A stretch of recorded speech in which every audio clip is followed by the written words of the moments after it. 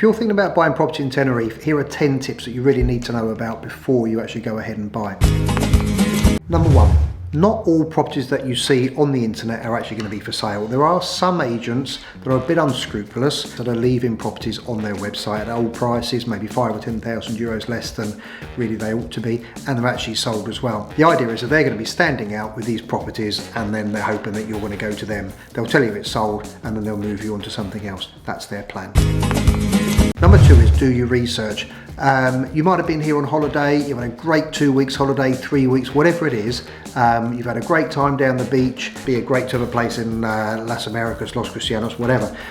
If you do buy a place, just do your research to make sure that what you're buying is what you actually want to use it for.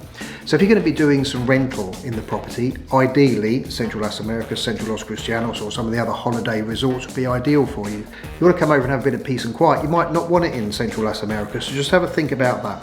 Get out of holiday mode and just think about what you actually want from the property.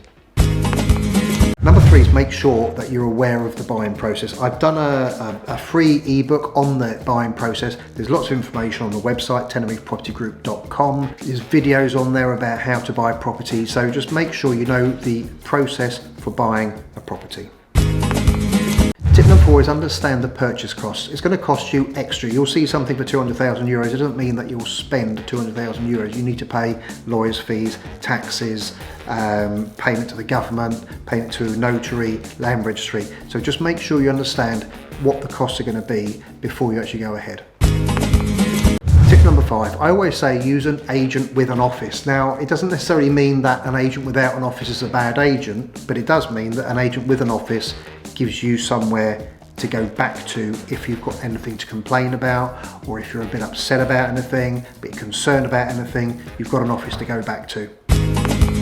Tip number six, I always say use a lawyer, and the point is you probably don't speak Spanish, you probably don't know Spanish law. The agent that's trying to sell it to you may know Spanish law but may know something about the property that perhaps will just let slide without actually telling you because their commission's on the line. So use a lawyer. They will be on your side, they'll be working for you, they will have a reputation to keep themselves. So always great advice, use a lawyer. Tip number seven, if the currency in your country is not euros, then you should use a currency exchange company. You can use your bank, perfectly acceptable, but they will charge much more than a currency exchange company. Currency exchange companies do this all day long. That's all they do all day long, is just changing money. You might think your bank's the best bet. The only advice really about a currency exchange company is use one that's properly registered. Tip number eight, if you've got any concerns at all, use your lawyer. Don't forget I said use a lawyer earlier. Speak to your lawyer. If you've got any concerns, speak to your lawyer before going ahead. Tip number nine, if you're going to rent your property out, short term, long term, irrelevant. If you're going to use a management company, get a management company that's referred to you by hopefully 2 or 3 people. There are some horror stories about properties being rented out when the owners don't think they're being rented out. Owners not getting the right amount of money back to what was said. So just make sure you use a proper management company and hopefully you'll get a couple of referrals about those companies beforehand. Tip number 10.